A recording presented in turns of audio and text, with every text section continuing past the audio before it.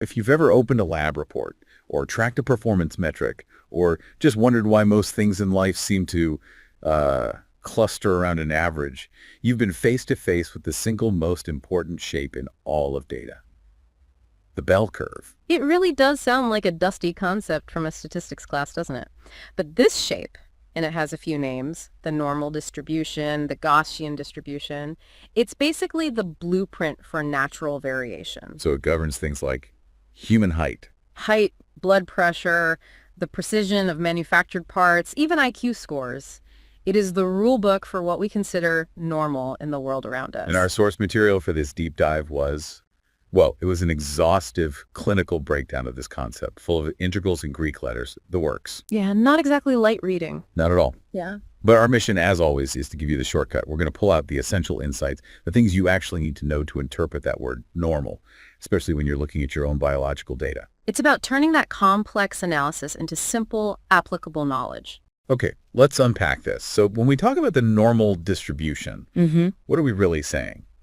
At its simplest, it's just a picture of data where, there's a clear preference for the middle. Right. The vast majority of values just huddle right at the center, and that's what creates the peak of the bell. And then as you move away from that center, either to the super high numbers or the super low numbers, things drop off. They drop off symmetrically. And the beauty of this theoretical shape is its perfection. It's really defined by three non-negotiable characteristics. First one is that perfect symmetry. Meaning if you sliced it down the middle. Exactly. If you drew a line right down that center peak, the left half is an exact mirror image of the right half. It's just perfectly balanced. That perfect balance, I assume, is what tells you it's a natural, unbiased spread of data. That's it. The second characteristic is what makes the math so incredibly tidy. The three M's are all the exact same number. The three M's. The mean, which is just the average, the median, which is the value smack in the middle if you line everything up, and the mode, the most frequent value. In a perfect normal distribution, they all land on the exact same spot. So if we're talking about, say, adult height, the most common height is also the average height and the middle height. Precisely. Now, the third characteristic is a bit more abstract, but it's fundamental.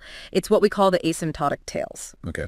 It just means that as the curve moves out from the center, it gets infinitely closer to that horizontal line at the bottom, but statistically, it never actually touches it. Why does that matter? Why can't the probability just hit zero? Because it's a model for probability. Yeah. If the line actually hits zero, you'd be saying it is literally impossible for that value to exist. We often use the silly example of human height. The probability of someone being 20 feet tall is so small it's basically zero, but the model has to leave the door just a tiny crack open. It's a theoretical possibility, even if it's a physical impossibility. Exactly. The model acknowledges that nature doesn't operate with absolute hard barriers. That makes a lot of sense. Okay, so we have this perfect symmetrical shape. But not all bell curves look the same, right? The curve for people's body temperature is probably tall and skinny, but for something like annual rainfall, it might be much flatter. That's right. And our sources call the tools that differentiate them their DNA. The DNA of the curve. Because any normal distribution, no matter what it's measuring, can be completely defined by just two numbers, only two. And the first one is the mean. The mean. It's the center. And all it does is tell you where the curve sits on the number line.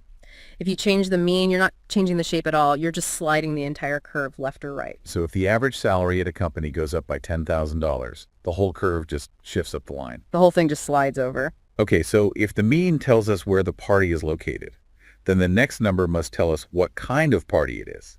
Like how wild is the variation? That is a great way to put it. The second parameter is the standard deviation.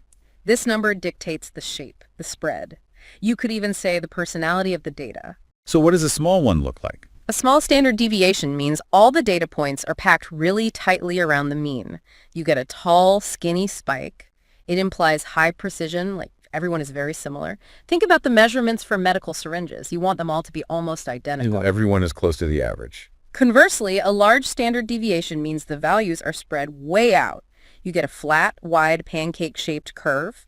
This means there's a ton of diversity and variation. Everyone is pretty different. Like scores on a subjective performance review, maybe. That's a perfect example. So if we connect this to the bigger picture, understanding these two numbers, the mean, which is the center, and the standard deviation, the spread, That's the key. It's the key to measuring variation and deciding if any single data point is typical or, unusually far from the middle. Which brings us to what might be the most critical concept for interpreting lab results.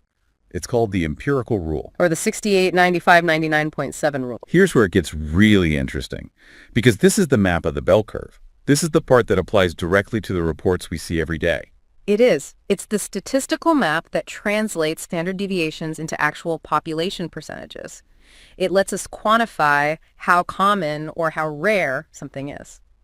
So how does it break down? The rule breaks the distribution into these manageable chunks based on those standard deviation steps. So if you go one standard deviation out from the mean in both directions, +1 and -1, you capture 68% of the entire population. That's the majority. That's what we'd call average, really. That's the true bulk of the population. Right. Let's use shoe size for a second. If the average men's shoe size is a 10 and the standard deviation is, say, 1.5, then 68% of all men wear a size between 8.5 and 11.5. Okay, that makes sense. Now, if you expand that out to 2 standard deviations, plus or minus 2 SD, you capture 95% of the population. And that 95%, that's a critical number, isn't it? It is the critical boundary. And if you go out to 3 standard deviations, you've got 99.7% of everyone. Basically everyone you'll ever meet.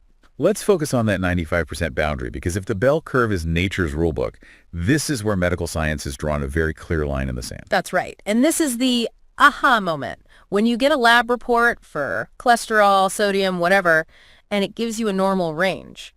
That range wasn't determined by some ideal of perfect health. It was determined by pure statistics. So if my report says the normal range for fasting glucose is, 70 to 100, Yeah.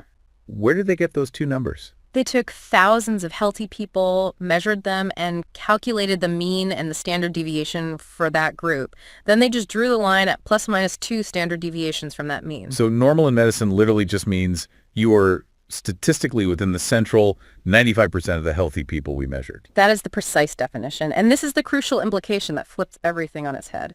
By defining normal this way, we have statistically guaranteed that 5% of perfectly healthy people will, by definition, have an abnormal lab result. Just by random chance? Just by random chance. They fall outside that statistical fence, but they could be functioning perfectly well. That's a huge takeaway. Means being a statistical outlier doesn't automatically mean something is wrong with you. You could just be in that healthy 5%.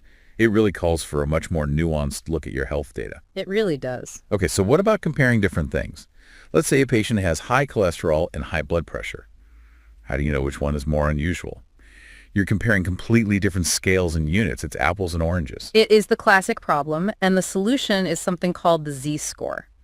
We use the Z-score to transform any raw measurement into what we call the standard normal distribution. Standardizing it. Exactly. We basically force the curve to have a fixed mean of 0 and a fixed standard deviation of 1. When you do that, you strip away the original units, inches, pounds, whatever, and you're left with a universal translator. So a Z-score tells me what exactly? It tells you precisely how many standard deviations away from the mean your original value is. So if your Z-score is 0, you're perfectly average. Dead center. Dead center. A Z-score of plus 1.0 means you're exactly 1 standard deviation above the mean. A Z-score of plus 2.0 puts you in the top 2.5% for that trait, statistically very high. And a score of, say, NAG 3.0 means you're extremely low, only higher than about 0.15% of the population. It's a way to measure the degree of weirdness on a universal scale. That's a great way of thinking about it. It standardizes abnormality. So we've been talking about the perfect symmetrical bell this whole time. But we know real-world data is almost never that clean. Sometimes those 3 M's don't line up. Right, and when the data is lopsided or pulled to one side, we call that skewness. Skewness. Skewness tells a story about where the outliers are. It means the mean, which is really sensitive to extreme values, gets dragged away from the median and the mode. So let's talk about positive skew first. That's skewed to the right. Right, skewed, yes. The long tail of the data points to the right, to the positive side. The story here is pretty simple. A few massive outliers are pulling the average way up. And this is the classic income example, isn't it? It is. A few billionaires in a town will pull the average income way up, far to the right, even though most people are clustered down on the left. So the rule is the mean gets pulled toward the tail, making it greater than the median. Which means the median income is a much more honest number for what a typical person makes. Absolutely. The median is the true middle ground there. Then, of course, you have negative skew, left skewed. The tail points to the left. And here, a few low numbers are dragging the average down. Exactly. The age at death example is perfect for this. Most people die at an older age. That's the peak. But, tragic deaths earlier in life create that small, low-value tail that drags the average age of death down a little. So the mean ends up being less than the median. So skew is about lopsidedness.